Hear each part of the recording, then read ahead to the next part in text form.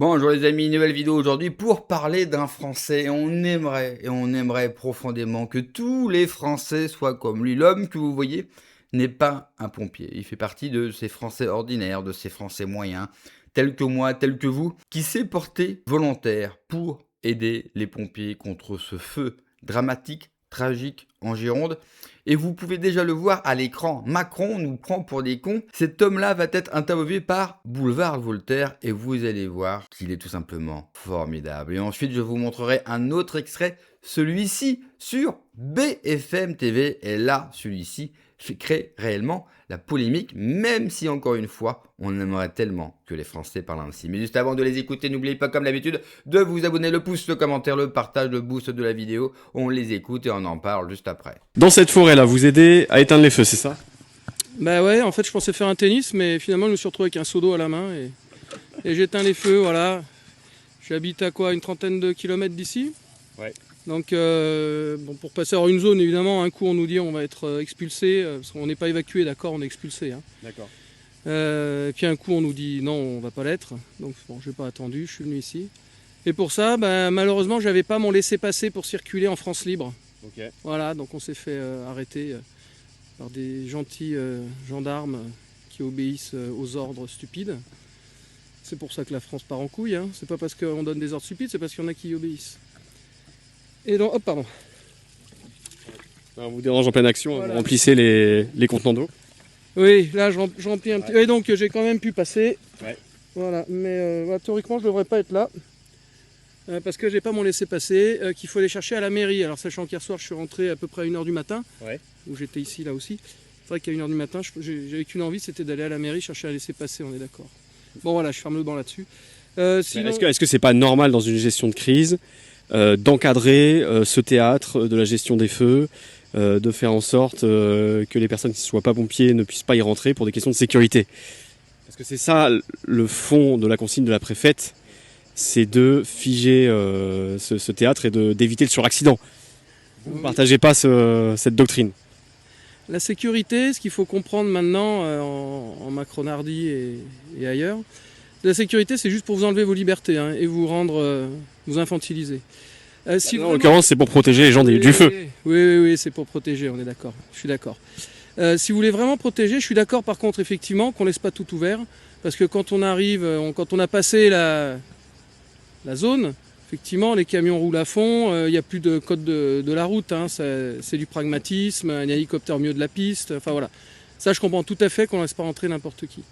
Voilà. Par contre, que le seul accueil c'est t'as ton laissez-passer, non tu dégages, ben, ça va pas. Ça pourrait tout à fait être, vous êtes là pour aider, oui, et ben allez à tel endroit, attends, hop, au Toki, je t'envoie des gens, ils arrivent.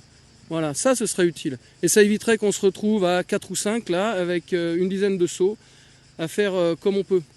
Si jamais ils faisaient ça avec des points, non pas des checkpoints stupides, mais des points on va dire, de coordination, d'aiguillage, il y aurait beaucoup plus de citoyens qui viendraient. Moi, une fois que je suis rentré, que j'ai passé la barrière, il y en a plusieurs qui m'ont appelé, qui m'ont lancé des messages. T'as fait comment? On voudrait y aller, mais on s'est fait éjecter. Okay. Voilà, donc elle est où la sécurité? Non, la sécurité, vous pouvez tout à fait la faire en mettant un checkpoint au départ, effectivement, pour orienter les gens. Vous voyez bien les gens un peu cuits qui vont venir juste pour prendre des photos. Bon, bah ouais. Ceux-là, vous leur dites non, ça se voit. Mais quand vous arrivez avec ma tronche, des seaux dans la bagnole, une pelle et puis des photos de la veille où on y était, bon... Mais parce que dans une crise, dans une catastrophe naturelle, il y a toujours des personnes qui pensent vouloir aider, mais qui en fait compliquent les choses, même si elles ne le savent pas. Elles perturbent la chaîne des secours, elles perturbent l'action des forces de sécurité intérieure sur le terrain. C'est ça l'esprit de cette décision, je trouve. Oui, vous êtes journaliste, donc ça vous allez le couper évidemment ce passage. Donc vous n'avez pas le droit de dire le contraire. Oui, on peut le présenter comme ça. Mais encore une fois, on peut tout à fait pour la sécurité accompagner les gens. C'est-à-dire que ces gens qui arrivent au checkpoint, on les laisse pas se balader tout seuls. On leur dit, éventuellement on leur donne une carte ou je sais pas quoi, on leur dit vous allez là, hop, et puis on a, voilà, c'est Robert, allô Bob, je t'envoie 3 personnes. Et puis il y a quelqu'un qui encadre ces personnes. Regardez le nombre de véhicules rouges et jaunes qui se baladent là. Il y en a beaucoup, il y a beaucoup de monde dedans qui font des allers-retours. Je dis pas qu'ils font rien, on est d'accord. Ouais. Hein. Mais je pense qu'une partie de ces gens-là serait dédié à synchroniser, à encadrer des gens comme nous, ça irait très bien. Après, c'est quoi le problème? C'est vous prenez les seaux ici, vous prenez les tuyaux et vous faites ça. Qu'est-ce qu'on risque? C'est des tâches qui sont très mécaniques, qui sont facilement... Très facile à expliquer.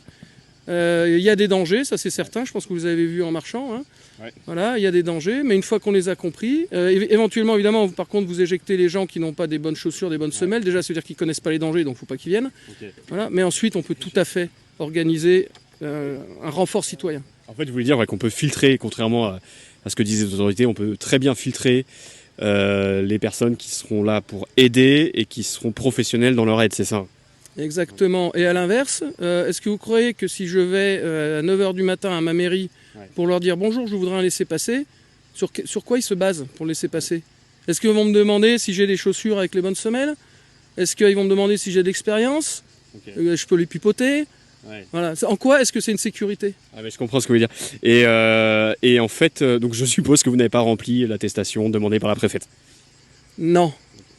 Ça m'a un peu rappelé l'attestation Covid. Il faut peut-être arrêter de nous prendre pour des ânes. Hein. Que dire, mais surtout que rajouter face à de paroles tellement sincères, logiques, ce n'est que du bon sens, ce n'est que de l'organisation. Donc là, quand j'écoute ce monsieur, et quand j'écoute malheureusement la préfète de la Gironde, quand j'écoute Macron, nos ministres, je suis en train de me dire, ce Français moyen tel que nous, est plus intelligent, plus logique que des gens qui sortent de grandes écoles et qui se prétendent des élites. Là est peut-être le problème. Tous ces propos ne sont que logiques, mais en même temps, on voit bien que lui, c'est un Français comme les autres, donc c'est un Français travailleur, donc c'est un Français qui a l'habitude de faire des choses. Et vous savez, il n'y a rien de mieux que le réel. Le réel, il est factuel. Et on ne peut pas contredire ou argumenter contre le factuel. Malheureusement, et vous le voyez, c'est un entretien qui a été donné à Boulevard Voltaire. Donc nous, sur Internet, nous allons voir évidemment ce super échange entre les deux, mais le grand public ne le verra jamais, car j'imagine mal, bien sûr, les grands médias reprendre cet entretien. Par contre, vous avez eu une scène sur BFM TV qui est tout simplement extraordinaire, qui fait déjà le tour des réseaux sociaux pour ce qu'il dit. Écoutez bien. Je suis en train de dire pour les incendies, vous pouvez y aller, il n'y a pas un noir, pas un arabe, pas un seul. Qu'est-ce que vous en pensez, monsieur? Je partage avec vous. Je cherchais. On pense que c'est criminel. Écoutez un micro, mais on va d'origine. C'est un Bougne. C'est un Bougne à la télé. On en dirait, Et oui, les amis, même si ceci peut en déranger certains, mais la fameuse diversité, vous savez, cette richesse pour la France et pour les Français, cette richesse que les Français vivent dans leur quotidien, effectivement, nous ne la voyons pas quand il s'agit de solidarité. Car les Français, le peuple autochtone, et on le voit avec cet incendie en Gironde, il fait preuve d'une solidarité qui devrait tous nous émouvoir. Quand parfois on perd pied, quand parfois on est défaitiste, quand parfois on n'y croit plus, dans ce drame qui est bien sûr cet incendie qui se propage en Gironde, nous avons toutes ces images de tous ces Français, qu'ils soient agriculteurs ou qu'ils soient lambda, de ces touristes qui abandonnent leurs vacances pour lutter contre le feu, alors qu'ils ne viennent même pas de la Gironde, de ces pompiers qui ne gagnent même pas 10 € par heure. Là encore, on voit le courage et la capacité encore en Français de se réunir tous ensemble pour lutter contre cet incendie. D'ailleurs, l'influenceur Bassem a pris la parole par rapport à l'extrait que vous avez vu. On l'écoute. Venir éteindre les feux avec les pompiers. Comment ça se fait qu'on n'est pas dedans, nous? Les Rebeux, les Renois, comment ça se fait qu'on n'est pas dedans avec eux? Comment ça se fait que c'est que les Blancs qui vont éteindre les feux? Wallah, les frères, je vous parle en vrai. Je sais pas, c'est notre pays, la France, elle brûle. Je comprends pas. Ouais, parce que c'est la campagne. Et alors, les gars, je crois qu'il y a à Bordeaux, il y a des Rebeux, des Renois, à Bordeaux, là-bas.